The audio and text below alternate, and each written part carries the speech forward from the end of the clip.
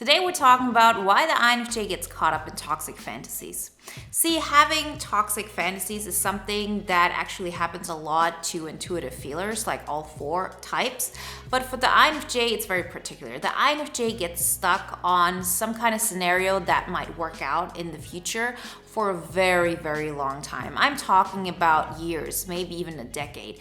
And I see this over and over again, not just with the people that I work with.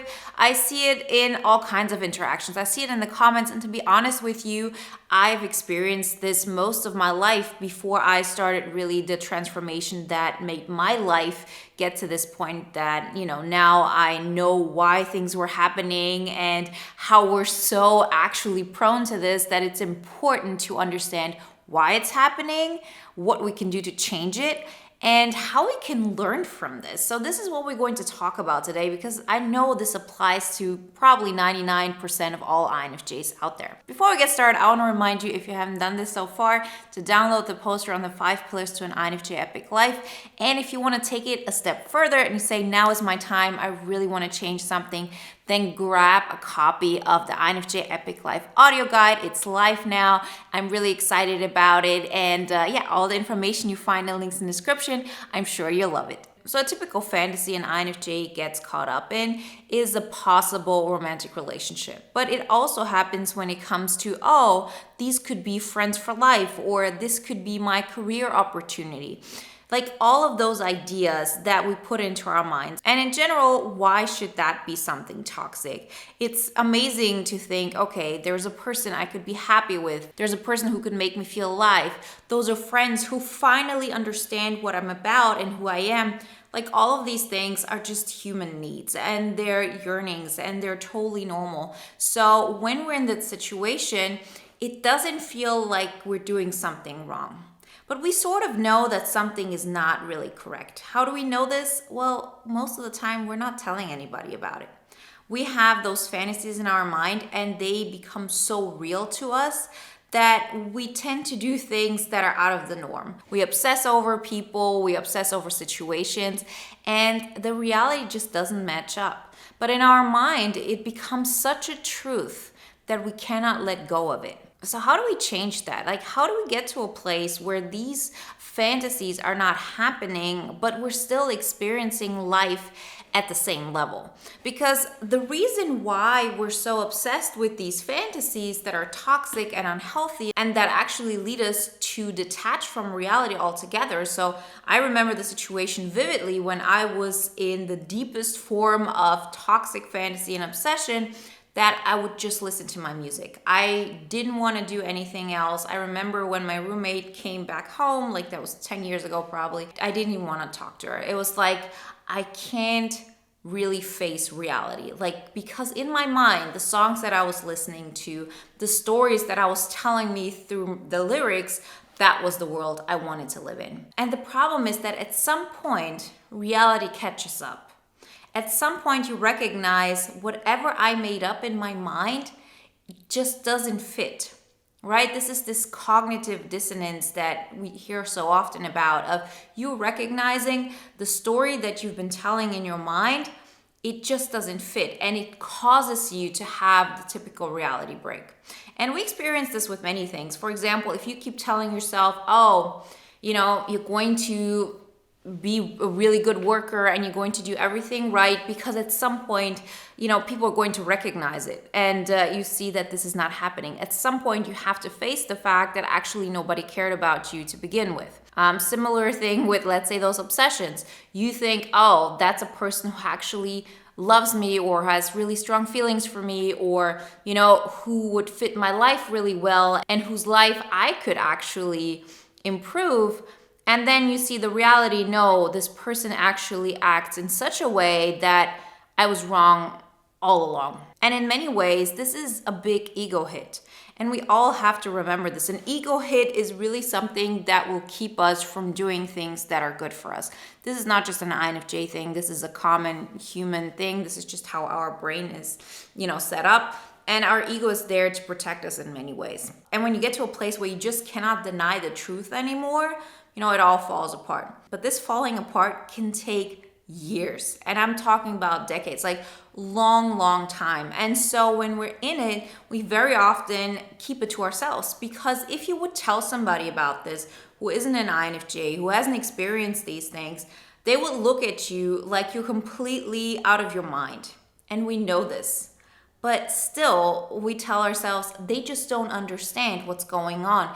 I know this to be true. Okay, so we know those things, we understand this is happening. How do we change it in the future? This is not something that happens once. It happens continuously until we understand what's going on and we actually do something about it. So the main reason why we get caught up in these fantasies is twofold. Number one, we're really good at creating emotion in our mind. We're really good at creating a vision. We're really great at holding on to it. And we're really great at attaching an emotion to it, right? That's actually our first and second function. And as an INFJ, you can create this level of euphoria in your head, right? And so this actually gives you a kick every single time. It's an obsession that happens, inside your mind. There are obsessions that go out, people start obsessing in, doing things over and over again, like shopping or, gambling or whatever it may be. I'm not saying that this happens like more often to other types than, let's say, to INFJs, or, I wouldn't even say happen to, right? Because we're in control. But the obsession about a thought, the obsession over a fantasy and a toxic fantasy, that is what is very, very common with INFJs. And it is so toxic because the reason for this euphoria is that you need a bigger level of fantasy every single time in order to get a kickback. Meaning, if you think, oh, we had such a great time, that person and me, we could be friends. The next time it needs to be, oh, we need to be soulmates. The next time it's like, we need to have a future together. Like, it just spirals out of control. So you might say, oh, okay, so that's just me. I'm an INFJ. These things happen to me. It's unfortunate, but it's part of who I am. And I actually don't want to get rid of those emotions. But the reason why you don't want to get rid of those emotions is because nothing compares to that. And this is actually the most important point. So when I say that it's twofold, this whole thing of like why we have those toxic fantasies, it's one, because we actually can create these emotions, we can create this euphoria in our mind. And second of all, because there's absolutely nothing else in our life that measures up to that, right? Our reality doesn't make us happy at that moment. And we are perfect escape artists. And if you don't want to engage in the world because it's not fun, because it's not exciting, because you feel like you're, just a victim to your circumstances in some kind of way, what do? You go into your mind, because there you can have everything you want. And for the longest time, I really felt like, okay, what's the problem with that? If I'm happy with my thoughts, why shouldn't I continue with that? It's because it never lasts. It never ever lasts, because the reason why this gives us an euphoric feeling is because we feel and we think that this is something that can actually happen. But when proof arises more and more and it becomes obvious and obvious, there's just less and less you can do to justify the story in your mind. And at some point, it all crumbles down.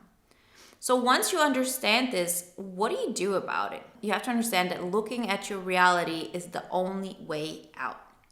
Really facing what you've been avoiding and changing that.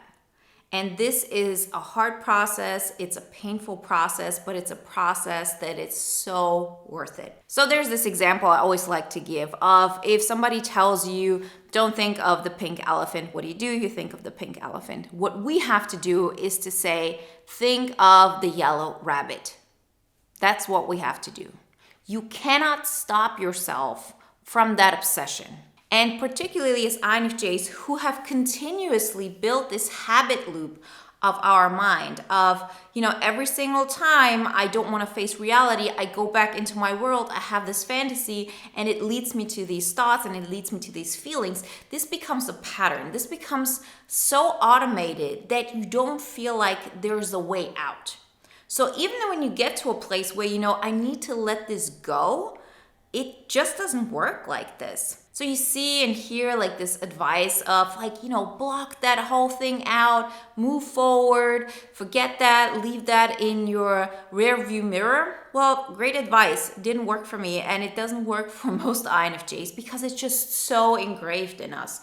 As I said before, we're talking about long periods of time very often that keep us in this loop. And it doesn't have to be necessarily an obsession over a person. It can also be, oh, okay, I'm here in this workplace and I'm going to get recognized and I'm going to have the benefits of all the things I put in, when in the end, your boss, for example, never really appreciated you. So this applies to everything. So how does that work with the whole metaphor of pink elephant, yellow rabbit? So this is the point where we have to look at reality and we have to improve our reality. So let's say you're in this scenario and you're in the middle of this toxic fantasy. Being in your head, being in this fantasy gives you a feeling of being alive and excited and just, all kinds of just euphoric feelings or even just intense feelings, right? Whatever it may be, let's say at this level. Looking at your life at that moment is probably here, right? So no matter what you do, it's always going to feel better to think about this fantasy. And the only way to really get rid of this is to raise this level up. Because once this level is above this one, you're not going to want to go back here. Because then you've actually created something in your life that makes you feel better than that fantasy. And don't get me wrong, it's not like your life will have you feeling all these intense emotions, because part of this fantasy euphoric rush is this up and down thing. It's like, I can have it, I cannot have it. Is it possible? Is it not possible? So there's a lot of adrenaline involved, there's a lot of anxiety involved, and that intensifies it. But if you're able to improve your life in such a way that although it's stable, it actually gives you an overall ease and flow and just overall happiness and being content, you automatically are not going to focus so much on this fantasy. And it will not measure up. You will recognize it for what it was, which is, it was a way for me to escape reality because I didn't like my life and I didn't want to look at it. And I didn't want to face the fact that I've given up control over my life. And this is like a common INFJ thing because of the fact that we understand others so well, that we can absorb other people's feelings. We really tend to forget about like what we really want. And if we do that, we also don't know how to do it. Like most of us would say, okay, I wanted my life to improve, but how? I just look at my life and it's boring. It has this gray cloud over my head. So what do I do? Right? Okay, so we talked about we have to think about the yellow rabbit. We cannot tell ourselves, just stop obsessing over this. Allow yourself to still obsess over this. Like, give yourself the time to ease off of this easily, right? But we have to start building something new. And this is where the action part comes in. We as INFJs, we have to take action. It's a huge thing. So first off, recognize how your life actually is at this moment. And a great strategy to do this is to ask yourself, what if my life never got better than how it is right now? How would I feel? And to really face those emotions, because so often we're not really looking at our life because we think, yeah, on some level it's going to get better, or something is going to show up, or like, things are going to change. Like, why would I ever be content with what is going on? Or even if I don't think it's going to get better, I'm definitely not actively facing the fact, okay, what if until the rest of my life is at the level that it is right now? And I'm talking about like externally observable facts. So how do you like your job? How do you like your friends? How do you like your relationships? How do you like your living situation? All of that. And then from that moment on, to start improving upon that. Not go into this, oh, I have this fantasy or this vision, and it has to be exactly that. But to say, if I face the feelings of this is the way my life is, and I'm not content with it, I'm going to start improving upon it. And every single step that is making your life better than it was the day before is improving your life. So even if you say, oh, my job really sucks, but now I have a job that sucks just as well, but it gives me, let's say, $500 more a month, guess what? This is an improvement. If you say my life sucks, but now I have an apartment that is nicer, you might say it's not really going to change my life. Yes, it is an improvement. And if you continue that cycle, you actually teach your mind to continuously work on improving your life. You are working on understanding yourself better because you're actually becoming aware of what you like, what you don't like, and you see that you're in the driver's seat and you're taking control. And before you know it, your life actually improves at such a place that it doesn't compare, it doesn't measure up to the fantasies you used to have. And of course, it also includes your vocation. But as INFJs, this topic will always come up. Your purpose, when you start improving your life, when you start focusing on yourself, and when you start making that your main, mission to say, I'm going to value my life, you automatically are going to get to a place where you say, I want to share my authentic self more and more. So it's all combined, and it's all a part of creating that INFJ epic life. Remember, if you want some more just tips where to start, download the poster, because there we talk about the 5 pillars on where to just take action. And I promise you, when you start taking actions in all 5 of those, you will see a difference in your life. And if you want to take it to the next level, then definitely get the INFJ Epic Life audio guide. It's there for you to study all the material at your pace, at your time. You can listen to it when you're in your car, when you're getting ready in the morning. It all matters, and it will help you to make the right steps happen to turn your life around. All of the information you find in the links in the description. And if you want to watch another video now that is in alignment with today's topic, then watch the video Why People Idolize INFJs but Never Really Understand Them.